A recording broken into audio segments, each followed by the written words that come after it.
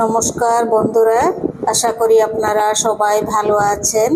আজ আমি আপনাদেরকে একটি নিরামিষ তরকারি পুঁই শাক দিয়ে রান্না করে দেখাবো। তো চলুন দেখে নেবেন আমি পুঁই ডাঁটা দিয়ে কিভাবে নিরামিষ তরকারিটি রান্না করি। অল্প কয়টা আমি কাঁঠালের বীজ নিয়েছি আর মিষ্টি কুমড়া নিয়েছি 250 গ্রাম। তো ওগুলো দিয়ে আমি কিভাবে বানাই চলুন দেখে নেবেন। প্রথমে 2 চামচ তেলের মধ্যে প্রথমে একটু হাফ চামচ 5 ফোড়ন, একটি শুকনো লঙ্কা, তেজপাতা ফোড়নে দিয়ে দিলাম। ফোড়নগুলি ভালোভাবে ভাজা হয়ে যাওয়ার পর এবার দিয়ে দিচ্ছি কেটে রাখা মিষ্টি কুমড়াগুলো। এখন তারপর দিয়ে দিচ্ছি কেটে রাখা পুঁই ডাঁটা, পাতা এবং ডাঁটা সহ সবগুলো একসঙ্গে দিয়ে দিচ্ছি 1 চামচ আদা বাটা।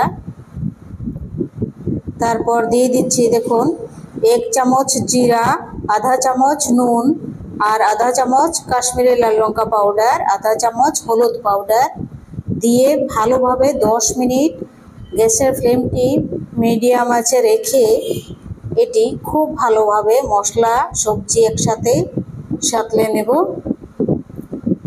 10 মিনিট এটি আমি ঢাকা দিয়ে দিচ্ছি।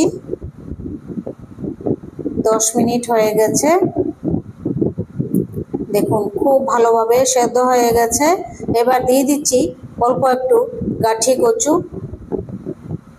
2-4 পিস। এবার দিয়ে দিচ্ছি সেদ্ধ করে রাখা কাঁঠালের বীজ,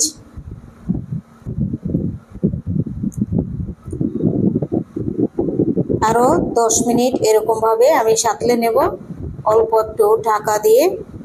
গ্যাসের ফ্লেম কিন্তু একদম মিডিয়াম আঁচে রাখা আছে। হয়ে গেছে 10 মিনিট। এখন দিয়ে দিচ্ছি একটি কাঁচা লঙ্কা।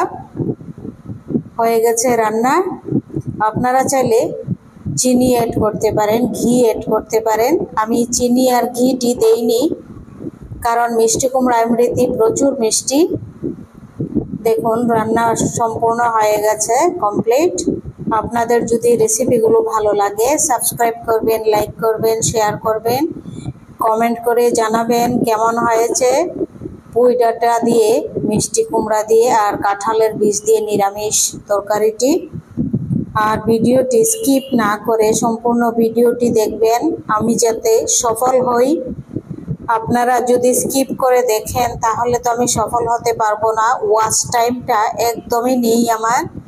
তো আপনাদের কাছে আমার অনুরোধ ওয়াচ টাইমটা একটু বাড়িয়ে দিবেন, কারণ আপনারা স্কিপ না করে দেখলেই আমার ওয়াচ টাইম হয়ে যাবে সম্পূর্ণ।